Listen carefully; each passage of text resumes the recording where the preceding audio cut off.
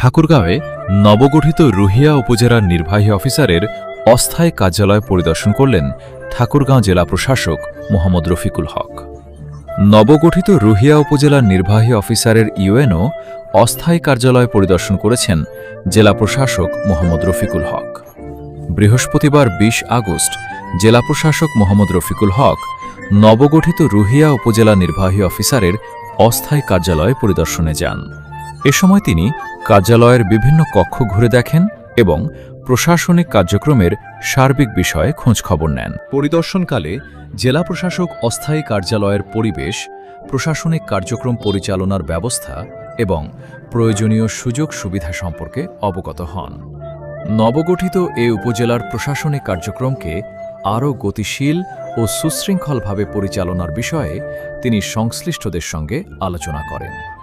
এ সময় নবগঠিত রুহিয়া উপজেলার নির্বাহী অফিসার মোহাম্মদ আলাউদ্দিন জেলা প্রশাসক মোহাম্মদ রফিকুল হককে ফুলের তোড়া দিয়ে শুভেচ্ছা জানান।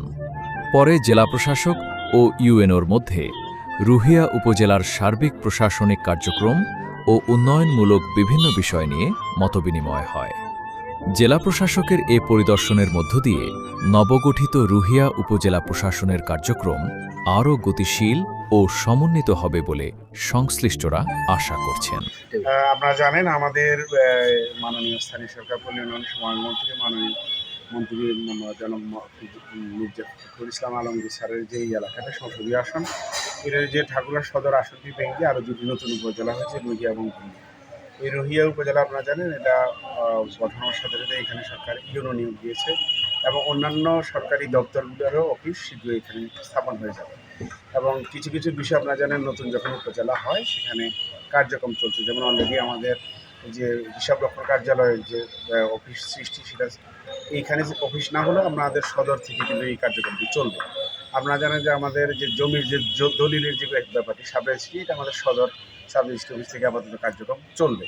এবং আমাদের এসিল্যান্ড অফিসের কিন্তু কোর্ট সৃষ্টি হয়ে গেছে এবং আমরা ইতিমধ্যে আপনারা জানেন যে ভারপ্রাপ্ত ইউনো যিনি আছেন উনি এসিল্যান্ডের দায়িত্ব পালন করবেন এবং সেটার ফর্মালিটি কিছুদিনের মধ্যে সমাপ্ত হয়ে যাবে। আর অন্যান্য কিছু যেমন আপনারা বলছেন জন্ম নিবন্ধন এবং অন্যান্য আগে সদর উপজেলার সাথে ছিল, এখানে নতুন কোর্ট সৃষ্টি করা হয়েছে, এগুলো আমরা কিছুদিনের মধ্যে পেয়ে যাব। ট্রানজিশনাল পিরিয়ডে কিছুটা আমাদের স্থানীয় সেবা প্রার্থীদের সমস্যা হচ্ছে, এগুলো আমাদের উদ্বোধন কর্তৃপক্ষ জানেন এবং ব্যবস্থা নেওয়া হচ্ছে। শীঘ্রই আমরা এই সমস্যাগুলো থেকে উত্তরণ করতে পারি। এবং এখানে জানেন যে আমাদের এই যে জেলা পরিষদের ডাক বাংলো, এখানে আমরা উপজেলা নির্বাহী অফিসারের অস্থায়ী কার্যালয় আমরা স্থাপন করেছি এবং এখান থেকে আপাতত সবগুলি কাজ হবে। এবং যে সমস্যাগুলি আপাতত হচ্ছে এটা স্বাভাবিকভাবে নতুন যখন হয় একটু সমস্যা হয়, তা আমরা আশা করছি যে সবগুলি দপ্তরকে আমরা জানিয়েছি, পত্র দিয়েছি, আমাদের যোগাযোগ হচ্ছে, সবগুলি দপ্তরই এখানে উপজেলার যে দপ্তরগুলি সেগুলো সৃষ্টি করে ফেলবে এবং তাদের সেবা দেওয়ার জন্য যে যে কার্যক্রমগুলি আমরা দ্রুত নিতে পারবো। জমি অধিগ্রহণের বিষয়টা কতদূর অগ্রসর হলো আমাদের নতুন? আমরা আপনাদের যে রুহিয়া উপজেলা পরিষদের যে উপজেলা নির্বাহী অফিসারের কার্যালয় সহ পরিষদের অন্যান্য দপ্তরের অফিস নির্মাণের জন্য আপনারা জানেন আমরা একটা প্রস্তাব পাঠিয়েছি স্থানীয় সরকার মন্ত্রণালয় এবং সেই প্রস্তাবটাতে আমরা প্রাথমিকভাবে সাড়া পেলে আমরা পরবর্তী কার্যক্রমটা নিই।